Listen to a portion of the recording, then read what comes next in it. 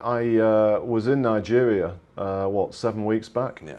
And it's impossible to not get caught up in the infectious sort of excitement about that place. And I find myself thinking, and maybe this is me behaving bubble-like. I find myself having some sympathy to this notion that this could be Africa's moment. I think there are sort of three broad things that are sort of happening that give, and of course I should add, the idea that you can regard Africa as one is kind of ridiculous. You've got south, east, west, north. More than 50 countries. Yeah. All completely different. But ignoring that important point, it could be for many of these countries their moment. Three reasons. Number one is a lot of them have obviously had a lot of this commodity boost, a la Brazil and Russia. Importantly, some of them don't appear to have squandered it, quite as much as those two may have done. Second, but that could be a problem as well. But the other two are something more unique. First of all, the era of modern technology that we're going through with the internet and mobile, for very undeveloped societies, these are things that can allow stepping through generations. And I saw it in Nigeria. So in banking or in agriculture, the way creative people can introduce technologies to create markets that can have huge impact on productivity for the most basic forms of life, incredible. And I think that's partly why Africa's doing pretty well at the moment. That is happening.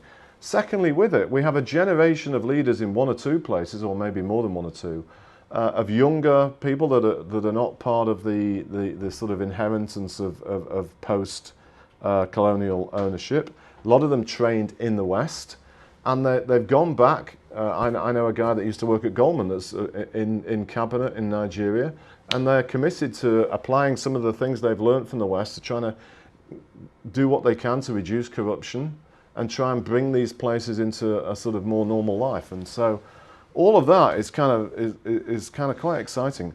One should not underestimate the scale of where the challenge and where these guys are coming from. But I think it's pretty exciting. Do you see a difference in terms of what people are protesting about in Brazil than the demonstrations that we've seen in Turkey? Because Turkey actually has had a phenomenal record of economic growth and accomplishment over the decade with its prime minister. Now there's a severe reaction to him becoming more authoritative.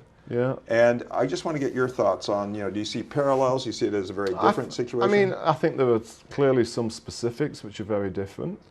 A reason why the Brazil thing is so broadly interesting for the whole emerging world, within the BRICS, Brazil is the only one of the four that succeeded quite well under Lula in having a very inclusive growth. So the so-called Gini coefficient that measures the wealth divide, that improved a lot in Brazil. And yet, despite that, we have these protests.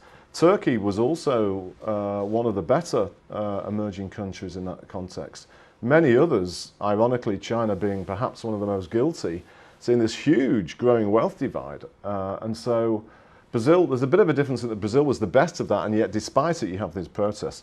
The second thing, at least so far, of course, is you don't seem to have had the same degree of violent response by the Brazilian policymakers that you've seen in Turkey. But away from those two specifics, in some ways I think it's pretty similar. That, these are, on my 40,000 feet level, these are sort of people in countries that are showing signs of breaking through the so-called middle income trap, which is a huge test case. In our lifetime, Todd, probably the only emerging country of any sizable population that has done that is one, South Korea. Today, South Korea has a GDP per capita not far off the levels of the lower G7 countries. Brazil and Turkey, if they can get through these problems, maybe that's maybe there's a really encouraging consequence of that, is that they're on this path and they're going to continue where they've been, but with more and more responsiveness to the things more and more their growing wealthy people want. So it's a huge moment but I think for Turkey in particular, it's a big, big moment.